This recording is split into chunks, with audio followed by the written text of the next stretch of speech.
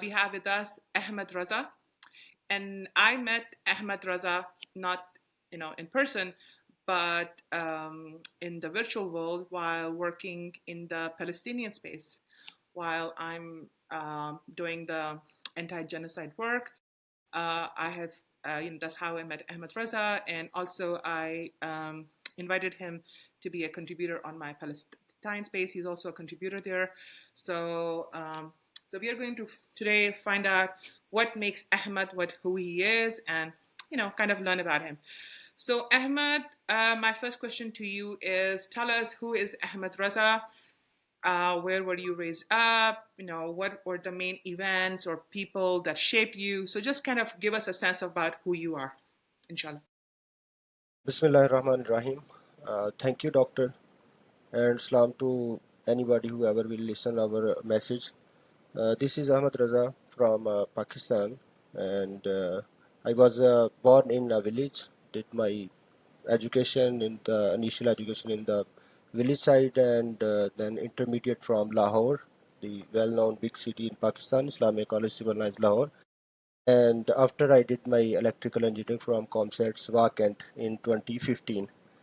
So it's been a long journey, and if you ask what I am and who make me Raza, then simply I will like to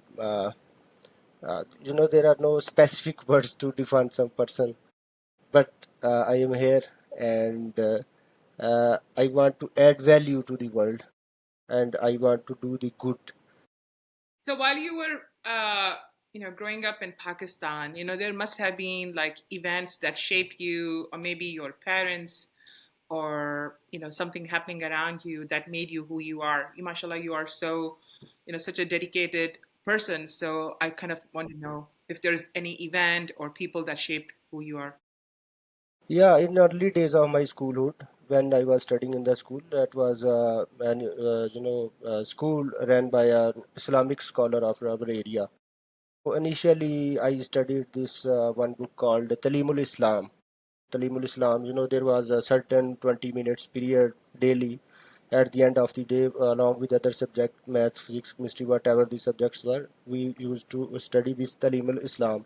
So in that book, we were learning the basic ethics of being Muslim, what to do, what we should not do, what is good for humanity, all these things. So from that point, from the early school and then my home especially, my mother is also a very generous lady, very generous lady, and MashaAllah. the biggest inspiration in my life is my mother, and after that was, may Allah bless his soul in Jannah, my father. So my father was a mason. You will get to know how I forced myself into this type of thinking. My father was a mason. He used to do very hard work, while my mother, on the other hand, was a government school teacher. So I got learning and teachings and concepts of about everything from both sides. Hmm. Worldly side was my father, very hard worker, going early in the morning to work and coming back in the evening, and from home side, my mother. So they always teach me to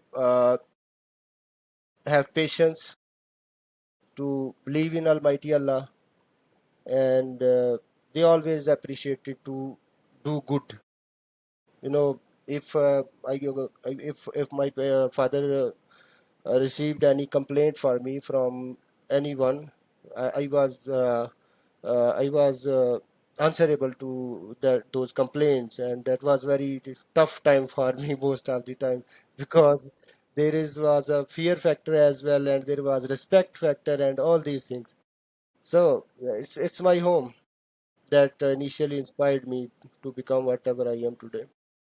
So actually, as a child, I think it's very important that our parents and our teachers teach us right from wrong.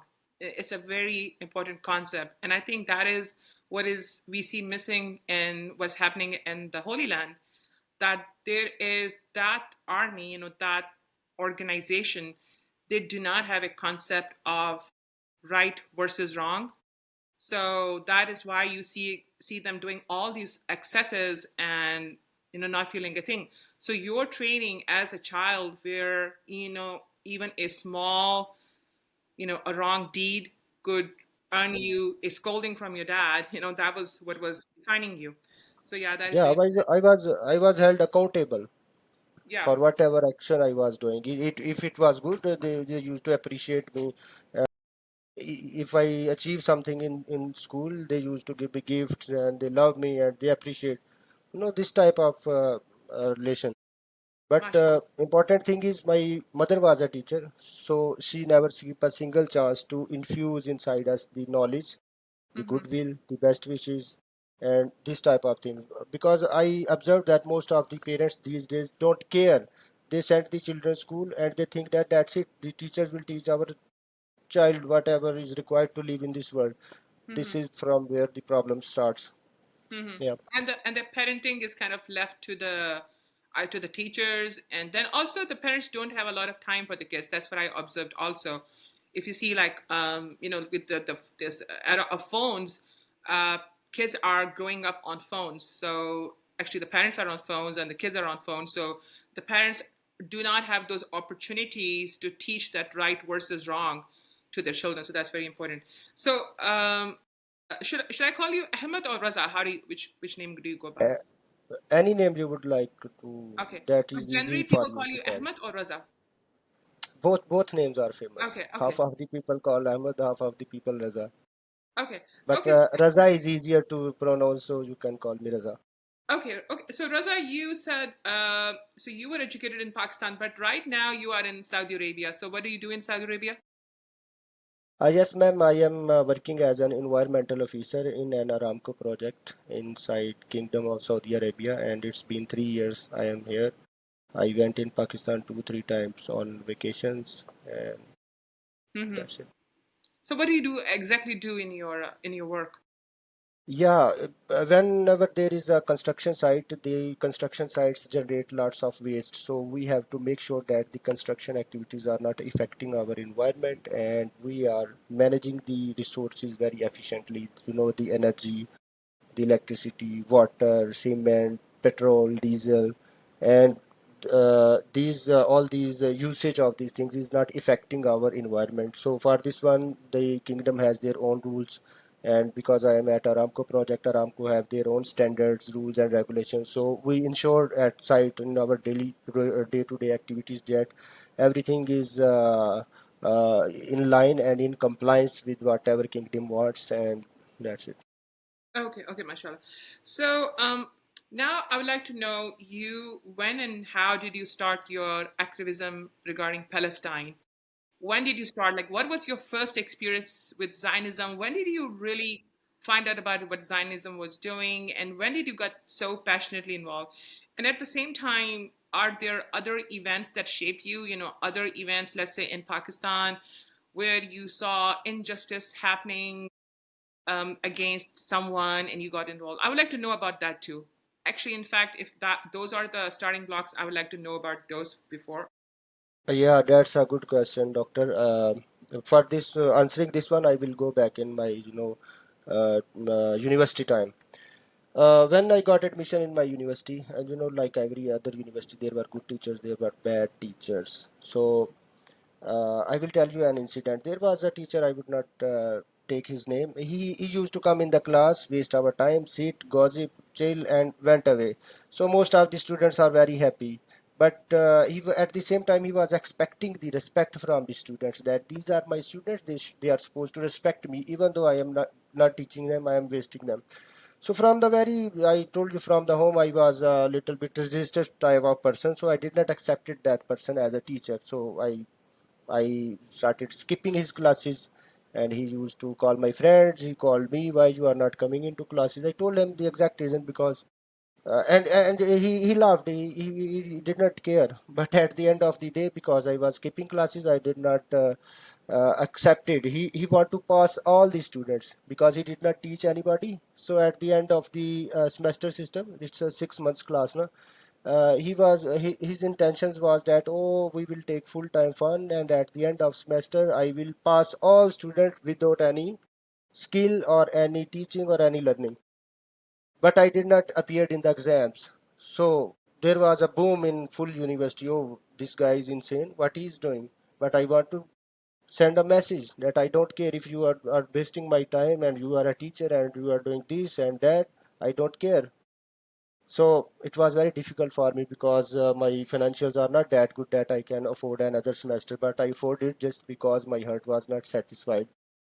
So time passed. It took 6 more months to graduate me from the university. But whatever I got, whatever the marks I got, I was fully 100% satisfied from my inside soul that I did not I did not cheated, I did not used any unfair means to get this degree.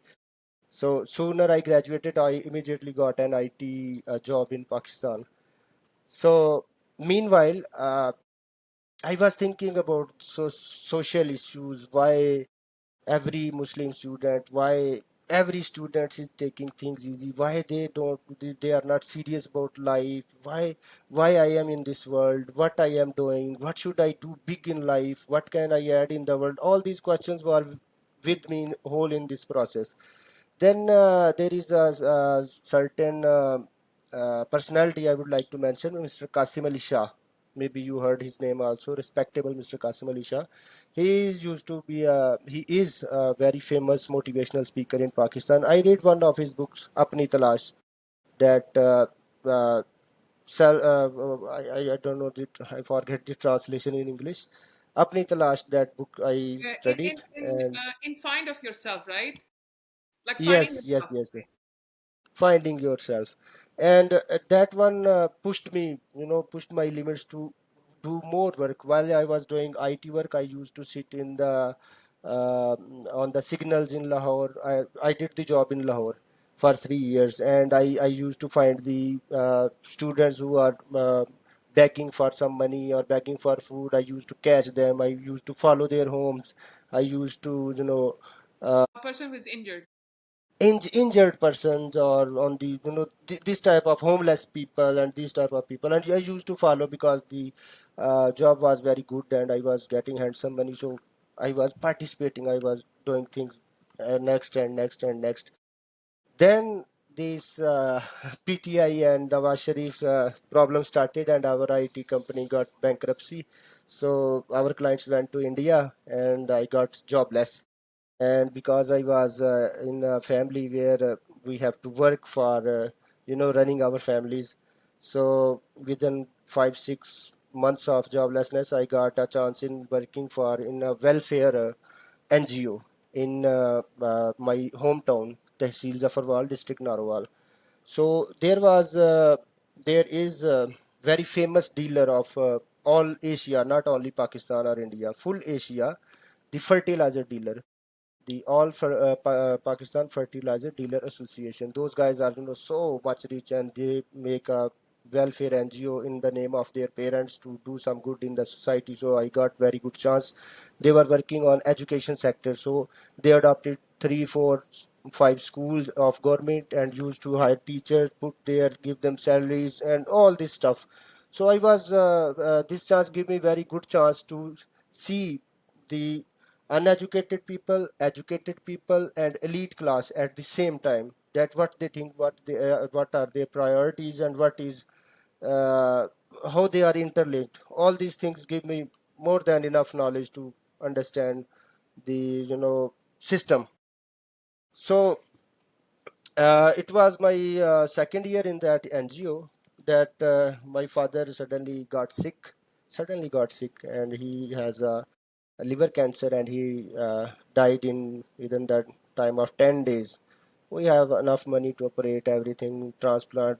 I tried so many things, but unfortunately, it was time. So after that, more responsibility on my shoulders. So Were you the only uh, son? no, we are two brothers, but I am the big elder one. Older brother. Okay. Yeah, I have three sisters, Alhamdulillah. So my brother did not study. He used to work in Muscat for some time as a labor, and my sisters were also studying. No, Alhamdulillah, all are graduated, and the youngest one is in the nursing department, starting his BS nursing. So I'm still in the process. So left the NGO because of some reasons, because they have 10 hours duty time, and because of the death of my father, I requested. There are personal some things, but in short, I was not able to continue with them. They are very great people. Then I tried my business in Pakistan. I wasted more of my 6 months. I flopped, and as a last result, I get into Saudi Arabia. Here I am working with Indians, Italians, Chinese, Pakistanis, Afghanis, Bangladeshi, Indonesian, Filipino. So many people are around. In the morning we get up, we go at the site, we do office job, come back, eat and sleep. But as I told you, my life, I don't want to be the in the rat race. So I'm always trying to do something, at least, like that sparrow who is putting one drop of water in the fire, to that type of thinking. So I on Facebook, I seen one or two videos from Palestine. We know from our early childhood that what there is issue in the Palestine. So I started putting my messages. I started writing in Urdu, in English, that these are Israeli people, they are Zionists, they are not good, they are doing this, that. So they give me only one warning, and in my second warning, my 13 years of account was blocked. Okay, For the so Facebook account, for the Facebook one. yeah, yes, my Facebook account was blocked. I requested, I sent them so many emails. There are so many memories, my childhood memories, and this and that, all my, yeah, this what we will call it, All your history, all all this your part. history, all your Yes, history is. all my history, my video messages, whatever social work I am in a social media era. I am in the internet era, and I was putting on the Facebook plenty videos, plenty, maybe 50, 60 on Facebook, and in writing so much content, so much valuable content that I lost on Facebook. But they did not never replied me even my any single email or request. So after that, I was searching this platform. I checked LinkedIn. LinkedIn is very good platform for raising our voices, because most of the people are there educated, and they are uh, there are some relaxations at that platform to share whatever anybody is thinking and what is the right thing. There are permissions. And then I logged in Quora. I used to answer and check small questions, this and that. And then suddenly I got a community. I see your space. I was getting more and more content on the Quora, and every single time whenever I'm seeing a girl who is crying of hunger, or her parents are dead, I don't know how to describe my feeling. Mhm. I want to become like a very strong force that can immediately fly, sacrifice myself, my body, everything, and stop this oppression. So I have no words to explain. My parents never teach me violence, but when I see this type of oppression on innocent civilians, I never moaned about the adults. I never moaned about the people who are in the resistance, who are fighting wars, who have their issues. I never moaned. I don't care. People die in the world. It's worldwide problem. Wars happen. Everything happen. But when I see they are specifically separating the people of Palestine, Gaza, they're making them hungry. They are killing one by one. So it touched me. It hurts me. Mhm. So I just want to tell the world that we need to get these people done with this one. It's more than enough already, and it's too late. It's too late. They will never stop. Mhm. If we are doing nothing now, they will Mhm. come to us. The next step is towards us, and it's regardless of the religion. Yeah. Regardless of the religion. So, there's a hadith by the Prophet Muhammad sallallahu alaihi wasallam that when you see something wrong, you try to stop it with your hand, and if you cannot, then you try to stop it with your tongue, and if not, then you consider it wrong in your heart. And the person who considers it wrong in their heart only is the has the least of the faith. So that is like what triggers a lot of us, when we see this oppression happening in Palestine, to do what we can. And everybody has to do what they can. We can only do this. We can only write. I mean, we are not in the armed forces. We are not in United Nations. We are ordinary people, and we are just trying to do what we can. And that's what I do also. So, Inshallah. Alhamdulillah. So, tell me, how do you keep yourself grounded? Like, what are the techniques that you use to keep yourself grounded? Because sometimes I feel like people are kind of losing themselves, especially the people who do not have like grounding, faith grounding. So it's very important to have that religious grounding where you have the feeling that whatever is happening is with the will of Allah, and it's kind of a test too. That's what I feel like, it is kind of a test. So what are your thoughts about it? How do you keep yourself grounded, and where you stay functional and you don't kind of just lose hope to the extent that you cannot work anymore? Yes, as being human beings, uh, we should always be open to new opportunities. Whatever is happening around, being human, we are accountable. And as I told you, it's not about Palestine only or Gaza only. Even if in India a child is hungry, a Hindu child, a Christian child, or Jew, or anybody, or in any part of the world, if somebody is suffering, I'm just trying to be human.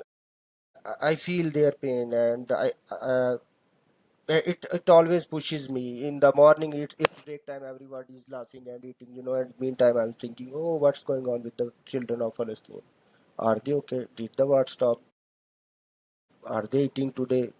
This type of questions are coming inside me, and then simply I put one search, and the live videos are there. Live videos are there. Recorded videos are there. Pictures are there. So how do you keep yourself grounded then? Like, what do you do? I mean, do you Grounded means grounded in the sense kindness. that you what is it called, like coping? Like, how do you cope with it where you feel like it's not going to take you down and you stay functional? So what are like some of those techniques? Whatever the children, women, or people martyred in Palestine, we cannot get them back. Okay? And it is our religion, Islam, that tell us that this suffering is temporary. Whatever happened with them, they are now in Jannah and they are in full peace. But the human beings doing this one will go to hell. They will suffer also. Today, it's my belief that is my most of the time driving force. I Hmm. feel bad for them as well, their children, their people, whatever is the force is driving them. I just want them to tell it's evil. It's not what they they only enjoying this luxury, the enjoying money and all these things, and they are very happy. Oh, we are in power. We can do anything. We are the only people, chosen people that can do good, something good to people. So these type of things. So I just want to make a difference. I want to tell them whatever you are doing is not good, and eventually you will face the consequences. If you will not face the consequences, though your generations will face the consequences, not by us, not by Muslims or any other special group. By your own deeds, your own evil deeds become the devil and will haunt your generations. This is what I'm always trying to do. I was trying to find out like what were your coping techniques, but I also want to know like how much time do you dedicate? Like with your work, you said you work a lot, so how much time do you dedicate? Yeah, it's not. Social media, we can post anytime anything. So Okay. whenever I am finding few minutes, sometimes 5 minutes, sometimes 10 minutes, there is no special or fixed time that I am giving for this cause, because I am not giving my time for this cause. I am leaving the cause. Hmm. As I told you before, if being a Muslim, if my life is consumed and there is some peace, I will appreciate. So whatever my job is, I am 100% honest with my time. I am putting content on social media in my break times, or in tea times, or when I am in the room. I'm like no, I'm fully free. So I will search. I will check LinkedIn, other platforms, different platforms, YouTube, some websites, and things automatically start coming. If we are interested in doing something, social media will give us the content. Hmm. So I am picking the content from one media platform and try to put on other platform, Yeah, because there are so many platforms, and plenty of them discourage the topic Palestine versus Israel and the Zionist word. If anybody writes the word like Facebook, yeah, he is done. He yeah. is done on Facebook. Okay. So Facebook is LinkedIn does not. Facebook is the most restrictive, right? Yes. I boycott Facebook. I boycott Facebook. I also boycott Instagram. They are both by Mark Zuckerberg, so I boycott those. And I'm banned on LinkedIn too. So are you still active on LinkedIn? Yeah, I got banned on LinkedIn because I was putting content regarding genocide and they banned me. So yeah, I'm banned Hmm. on TikTok also. So They took so down my so so sad. yeah. I don't have TikTok account. Maybe only for a few minutes I installed and I checked. It did not appeal me, so I have no this short type video type account anywhere. So far now I am only working on Quora, and now just starting again on Facebook. But no, this time I will be very careful. Oh, you could also try Substack. So I'm also on Substack because Substack I think is the Subscribe. most they're the most relaxed. Also, I use X, even though they say Elon Musk is very much like against Palestine, but I see like X has the most like the most rated content. They show the most amount of injuries and so X is pretty Hmm. relaxed. So I have a Hmm. question regarding your life in Saudi. We have heard that Saudis are very restrictive regarding Palestinian activism. So have you yourself experienced such a episode, or have you seen others experiencing that? Yeah, this topic is kind of sensitive also, but the life in Saudi is different as compared to other countries, because the people here are not that much social. Even if I am living in city, Mm-hmm. there are certain types of people who are making groups. For example, if people like music, they are very limited, and the kingdom has allowed them to perform music or whatever they do, but they are not in big numbers because there is so much diversity. If, Mm-hmm. for no, if I told you, if I wherever I am living, uh, almost 10 Indians, 10 Bengalis, 10 Italians, 10 Chinese. So the language difference, the job level difference, the social gap, age gap, all these things make people isolated. This is one thing in Saudi Arabia. Now, for the as the part of activism, this is kingdom. The king is doing whatever he want to do in this country, and if we want to live in here, there is no law or no ethical grounds that we can raise our voice. If we want to make any change, it will be simply resistance.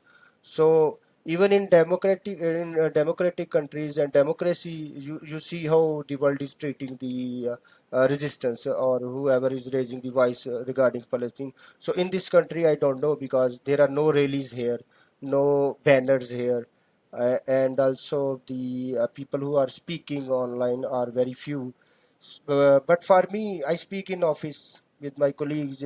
But one person is from Nigeria. How he will know what's going on Palestine? He don't know. He don't care. Mm-hmm. Okay. He don't care because so I always I'm trying to find the people who are interested in this one, and there is no hurdle. I can put statuses, WhatsApp statuses. I can speak with any Saudi that, oh, I think like this. These guys are this and that. But most of the people are working like machines, and they have no time to these issues in Saudi. This is the deficiency I felt very badly in Saudi. Mm-hmm. I think it brings us back to the book you mentioned. So the English in English you would say the purpose of life. So everybody, when you were talking about your young age and you mentioned that, you were in a way trying to find the purpose behind your life. And it's a very natural thing that comes to a human to Yes, find out like sure. why am I in this world? What am I here for? What am I supposed to do? Because just doing this regular, mundane things, getting up, doing work, it's not satisfactory to a person. So it is Mhm. something you have to find out what the purpose is. And people who do not have a good sense of who, what they need to be, what they need to do, they kind of stay, unhappy. So it's kind of, yeah, I want to kind of point that out. So also, I want to talk a little bit about climate justice. The term uses climate justice, Hmm. improving the climate. So is that something that you're doing now, right? I think you you want me to make some statements that if any government authority heard, they will catch me. No, Because climate first of justice all, is actually a good there, word. uh, Climate I, justice. I I would exactly answer what the point is. Yeah. The point is the fossil fuels are itself dangerous for the world. Okay. So what Yeah. whatever the companies are doing in the name of environment protection are just for the profile, just as a fashion. Mm-hmm. Because when you are extracting fossil fuels, they are burning, they are Right. doing carbon emissions, Mm-hmm. and carbon emissions are a worldwide problem. Mm-hmm. That's what's This happening. is very basic concept. What should we do? We Yeah. should switch from this non-renewable energy sources like coal, fuel, petrol, diesel to renewable energy sources like water, wind, this solar energy, and these type of tax. This is the right thing to do. Okay. Ahmed, can you tell me a little bit more about Pakistan? How are the conditions in Pakistan with all the political unrest going on? Hmm. Political, or you want to discuss the climate? Because I have also worked in the Imran Khan's campaign of 2 billion trees, and I used to visit village to village. I used to visit school to school, college to college, and for a certain period of time, I have planted plenty trees, and I tried to because I was in the NGO, na, so social work and all these things compiled. So some of the people know me that this guy is doing these type of things. So in Pakistan, very bad situation. Climate wise or political wise? Both, Both. both wise. Political wise is worst, and climate wise is the region we living in is blessed religion. Even in this current flood, this current flood is a blessing in disguise. Why I am calling this blessing? Because the water levels, underground water levels, were almost finished, and within 5 years of time, if this flood did not came, within 5 years of time, people will start to, uh, you know, uh, die because of no water. Even in big cities like Karachi, Sialkot, Gujranwala, these type of cities, just because the ground levels are of water underground is contaminated, or is the level is getting too low. But these type of floods are after every 10 to 20 years of cycle, the nature is healing itself. So this flood is coming, all the it's bad for the people on the crest, but underground the levels are getting Oh, recharged. oh, you're saying the aquifers below the ground, they're getting refilled because in Yes, Pakistan we do a lot of we do the well, drawing the water from wells, and like for example, my husband, he's from Matsera, and the Matsera has run out of water. Now they are digging more deeper wells because they cannot find water, at the levels exactly. that existed before. So what you're saying is that these floods have replenished. Yes, it will raise the level of water in the wells. Wow, this is a very positive look at it. Okay, mashallah. So, okay, Ahmed, it was nice talking to you. And thank you for coming to my podcast. And, we found out more about who you are, what drives you. And I'll make a dua at the end of the program.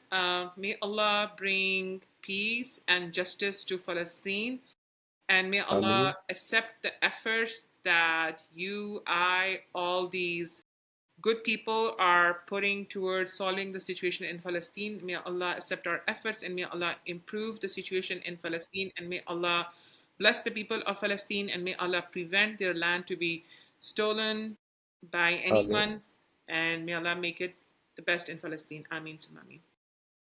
Well, Ahmad, it was a pleasure talking to you, and inshallah, yeah, Continue your good work. Yeah, thank you so much for your time and for considering me this type of person. I don't consider myself a perfect person. I am a very normal guy. The Any other guy would be thinking like me, but when I came in Saudi, I felt that nobody's thinking like me. I'm different kind of thing. So inshallah, with the help of people like you, sisters like you, mothers, because I don't know what's your age. So we need the people like me always need a push and appreciation, some words of goodness that are telling them, oh, you are doing good. Keep Yeah. keep this one going on. Yeah. There are no people even to appreciate. So I'm very thankful to you, and I request from you to find more of this type of people and appreciate, because this type of acknowledgement is always a very big push for us to do whatever we are doing in more better way. Whatever good we are doing, it pushes us to do in more better way. So Oh, inshallah. thank you so No, much. thank you so much. On my program, I'm just trying to talk with not with like celebrities, but ordinary people like us who are trying to Thank make a you. difference. So that is what my program is all about. So yeah, thank you for coming here. Okay, assalamu alaikum wa rahmatullahi wa barakatuhu.